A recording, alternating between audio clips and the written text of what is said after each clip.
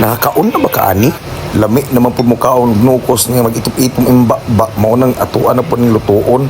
Pero ingani na kadali ang paghimo ani. Ang una mo palit sa kagnukos nga ngani pre kadak-a para lami imong maluto nga nukos ba. Kung mangani walay ngana apan palit ya po gagmay pwede ra na. Kung gusto kag linglinginon nimo ang imong nukos tantangon na nimo ang imong ulo. Ang ulo ngani na pagkuha para makuha na nimo ang ata. Kay lami man kay na unya pa man nimo lutuo tanawa mo sidit-sidit na siya. Imo nang ilaay kanang ata mo tuy ata niya nga akong gikuha. Kaya ang paborito gyud nako sa nukos kanang adobohon jud. Kanang naagi siya itom kay kanang butangan murag sa gibutangan og krayula ba nga itom ba nga pertiyong laguma murag pareha kalagom sa bumbugan dili di ay lahi ra po di ay na basta para sa kuha lami gyud nang itom nga nukos ang imong lutuon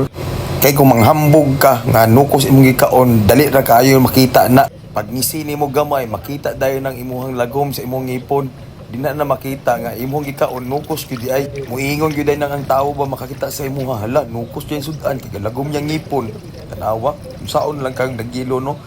kari-kari na imong giluto ana kanisa ta to kay ito man atong ngipon dinhi lang ta sa nukos lang sa ta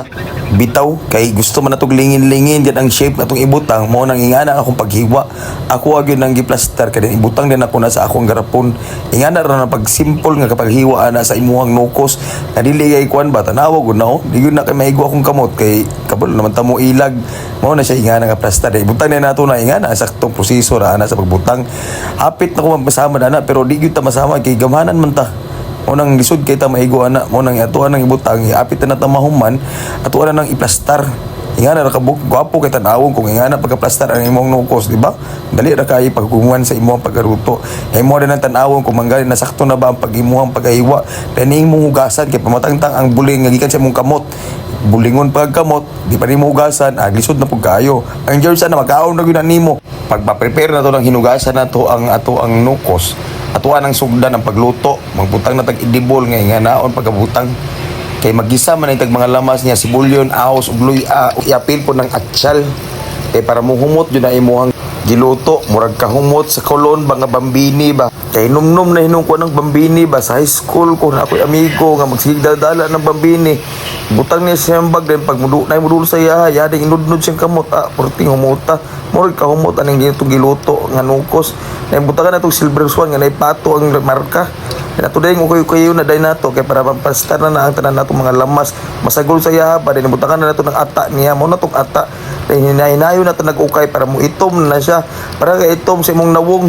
pag mura na ganyan nagmusidlak ang iyang kaitom hapit na nimo maukay og tarong mo na nang hulaton jud nimo bubukal dahil butangan na nimo isa ka basong tubig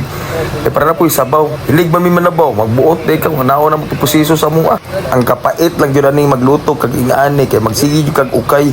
dahil butangan na nimo asin dayon naman na nimo butag asin ukay na pug ana butangan pa bitaw nimo paminta then mag-ukay yung kada perminti kay para dili na masunog bago na ang imong giluto kung na nimo ukayon pag maluto na ingana na ang plastar